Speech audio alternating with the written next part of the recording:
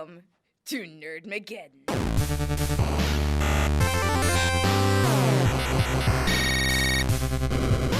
Hello and welcome back to Nerdmageddon here on KZLX LP Maryville.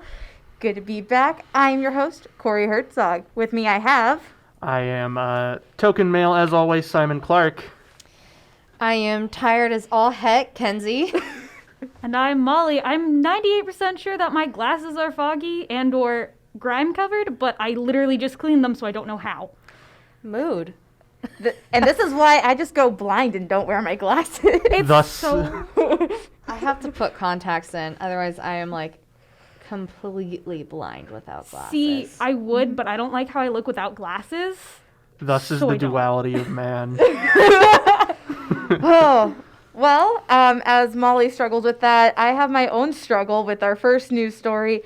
Tower of Nero got released, is the latest book by Rick Riordan. Mm-hmm. It's supposedly going to be the last in the Camp Half-Blood series, which is kind of tough to swallow because I've been reading these books for over a decade. I know a lot of people are talking about how, like, there was one person I found, and they were like, I've literally been buying every book on release day for the last 9 years, I think they said, because it took them a bit to get into it and stuff, but they were talking about how this is the last time that they're ever going to be doing this and how weird it is. Yeah, I hope it's not like his last book ever, but yeah, he has enough money to do that. I mean, yeah, he could. He has every right to. I will just be very, very sad. But there's a very strict no spoilers, like in like all the Percy Jackson communities I've been on online. They're like, you have 2 weeks before you can say anything. And if anyone spoils this for me, I have been doing this for over a decade. If you spoil this for me, I'm going to cry. I do find it nice that they're like, yeah, no like 2 weeks, no spoilers. Everyone gets a chance to read it if they can. And that's kind of nice because I know a lot of other like fandoms and stuff are like, yeah, I'm going to immediately start spoiling things as I either read or watch it. Heck, everyone else, I guess. Yeah, it's wild. But yeah, that got released earlier this week on Tuesday. And I will be buying my copy here soon, hopefully. But unlike Tower of Nero, Dune got pushed back. Yeah, I mean, like, it makes sense, but at the same time, I'm just so ready to see Dune because the first Dune movie that they put out was garbage. Yes. So bad. And I'm just ready to see them actually do this correctly. Mm-hmm. All of the trailers and teasers we've seen, it looks beautiful. Mm-hmm. And Timothée Chalamet, need I say more? The boy! The boy, the myth, the legend. The man, the myth, the legend. I mean, I don't know. I don't really know much about Dune. So what is it? So could you explain it a bit? Yeah, so Dune is a long-running series of sci-fi novels. And when I say long-running, I mean like 1960s. Yeah. And they're still putting out new editions every so often. It's kind of like H.P. Lovecraft and the like Cthulhu mythos, where just like new writers will add to the story. But yeah, so Dune is based on a completely different planet where there are no resources whatsoever. It's basically Mars, where it's just a desert. Mm-hmm. And there are people who live on this planet who, I forget the name of them, but then there's like the Galactic Federation, which are people who are in charge of a bunch of other planets. And they're trying to figure out how to, control these people on Dune. And these people on Dune have this prophet that comes to be, who is Timothée Chalamet in this movie, who has like foresight and can see into the future and also like psychic abilities and stuff. It's really interesting. Like, you need to sit and watch it, or not watch it, read the first book, and it's just amazing. Well, right now I'm on their like official like webpage, and like these pictures are just they are amazing. I can't even find the right word that I want to use for them. From what I understand from vague remembrances of my brother, because he really likes the Dune series, and like remembering him talking about it, because I think at one point he tried to get me to read it, or he said that I should read it, but it's comprehensive, it's amazing, and a lot of people hate the original movie. Yes. So, Yeah, we were actually over at KXTV. They were doing a segment about Dune, like right before I went on. That's crazy. Yeah, I mean, it makes sense. It's something big that's happening. Like, hasn't been touched since the '80s, maybe. Yes, this is one '80s remake that we are okay with. For the time being. for the time being. Unless they decide they want to try and remake Big Trouble in Little China, this is fine. This is perfectly fine in my wheelhouse. Simon has given his blessing.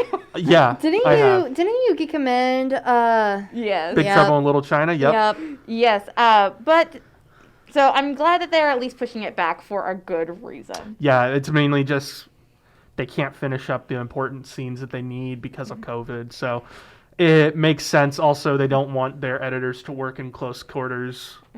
So, and from what I've heard, it's going to be like Avatar level CGI and that kind of stuff, mainly because there are giant alien worms in the book. Yeah. Naturally, of course. See, I appreciate it so much that they are not wanting like everyone who's working on the movie in close quarters with a giant large group of people. Exactly. I find that completely amazing. I know, and it's it just makes me happy because it's refreshing to see these production companies who are actually, Caring for Caring- all of their workers. exactly. Yes. Yes. You took the words right out of my mouth. Sorry. No, you're sorry. perfectly fine.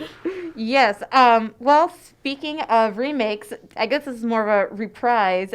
Jamie Foxx is coming back as Electro. Yeah. So, for those of you who don't know or who refuse to accept the fact that this movie existed, The Amazing Spider-Man 2, which is Andrew Garfield's Spider-Man, Yes. we all kind of look over him because those were not good movies.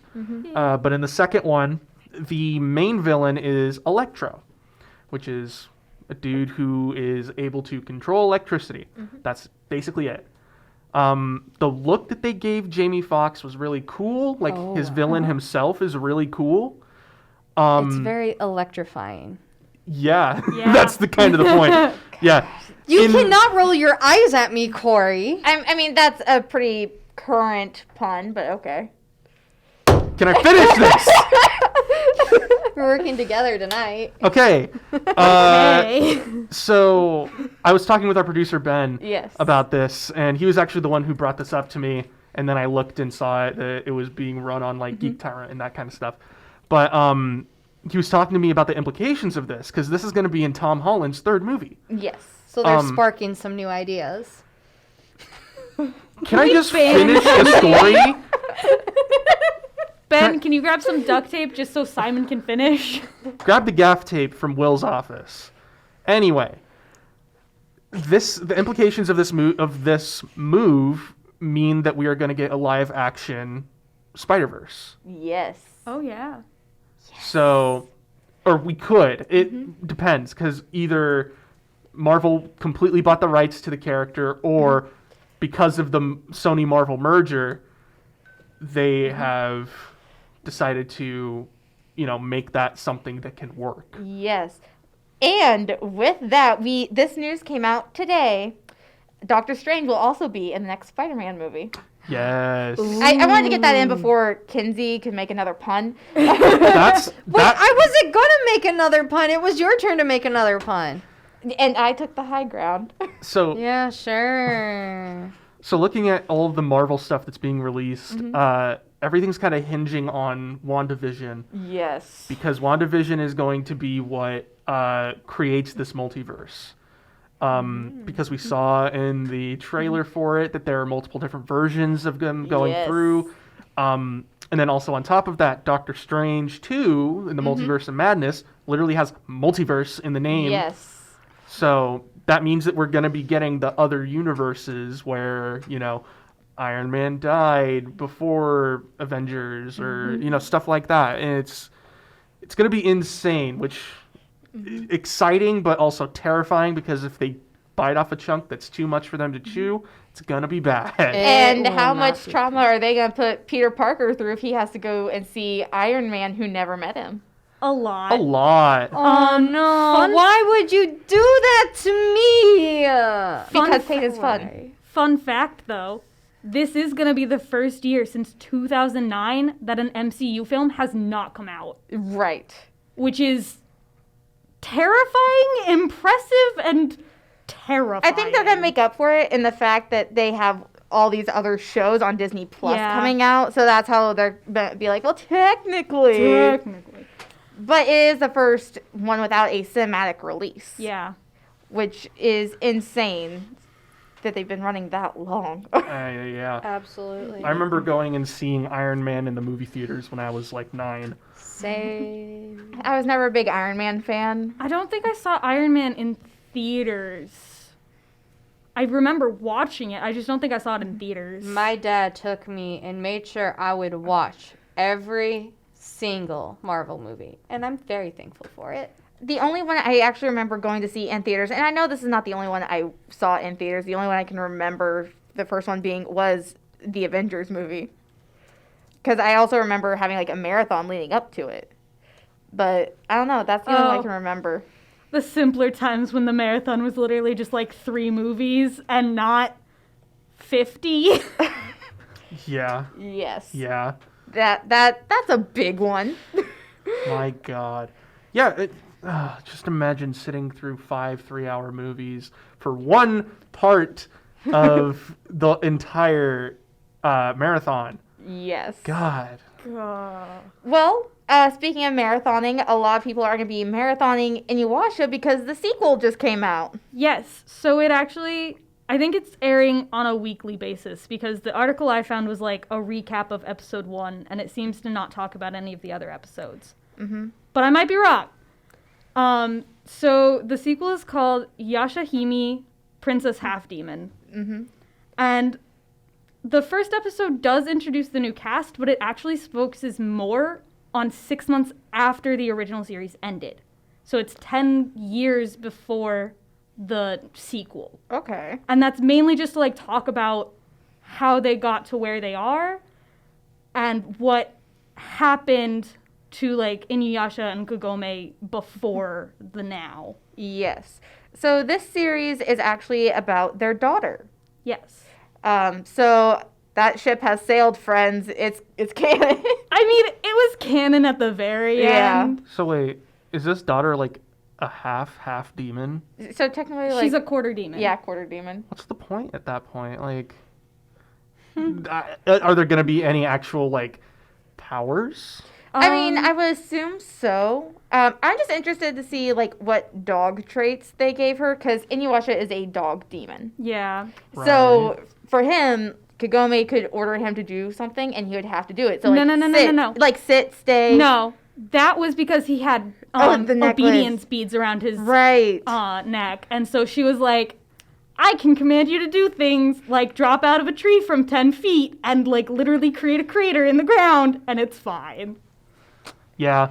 I never got the chance to get into the anime of it. I read the manga though, and from what I've heard, they skipped a lot of parts of the manga because it was not fit for, physical viewing. I only ever read the manga. I tried to watch the anime and I was just like, wow, I forgot how I kind of hate Kagome at the very beginning. She sucks. I've watched episodes not here cool. and there.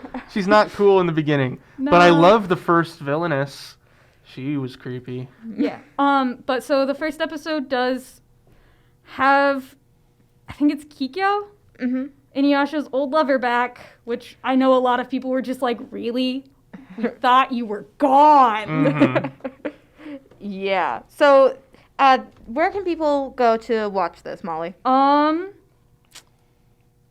I believe, okay, so I just found it. It is premiering every Saturday on Crunchyroll, Funimation, and Hulu.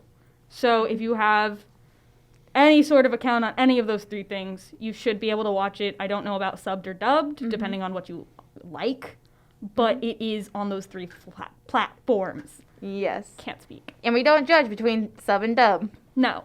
No, we're not mean like that.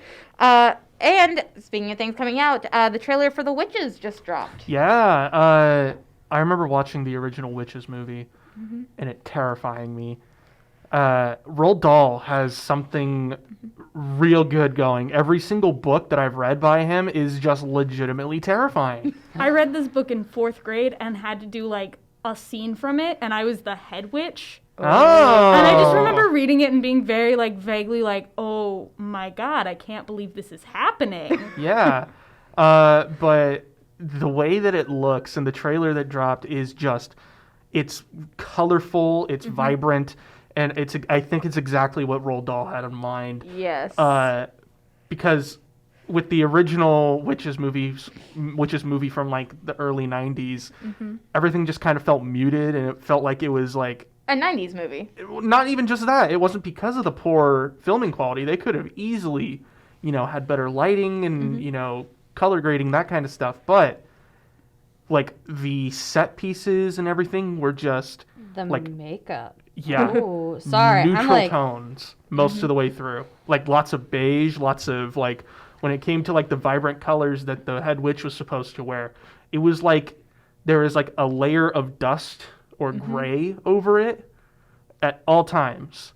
Yes. Meanwhile, this trailer, she's wearing the purple robes that she does, and it is vibrant. It's almost practically just screaming violet at you. Yes. well, It's really nice looking. I'm taking that this is like the head witch right here. Yes. And, like- she obviously changes clothes all the time. Yeah, yeah, but I see her like in this black and white outfit, and it's very stunning, and like it really draws your eyes straight at her. And then the makeup, like if you get a little closer and you look at that makeup, it's just beautiful and on point, and the smile and the scarring is very creepy, but I love it because it's Yeah. just subtle enough. The movie poster was actually designed directly off of the original book cover. Okay. Really cool looking. I mean, obviously the original book cover is just the head witch and these two kids looking at her, but in the movie poster, it is the head witch, doing the pose. Yes. And it's Anne Hathaway. Anne It is Anne Hathaway. Hathaway. Yep. Yeah, she's making a comeback. I'm happy for her. Yeah. Anne Hathaway is the head witch. Yeah. Yes. I did not see that, but that is. Yeah. I looked it up because I was Oh, looking at yeah. Kenzie's screen. And I was like, huh, she looks kind of familiar. And then I was like, oh my god, it's Anne Hathaway. I love the movie poster so much. It's real nice. It is Yeah. very It nice. looks vibrant. It looks fun. It looks fun, and I feel that what they're going to try and do for this movie is, because of how horrifying the original was, they're going to try and make it more Octavia. kid-friendly. Octavia Spencer is in this movie. I love her. Okay.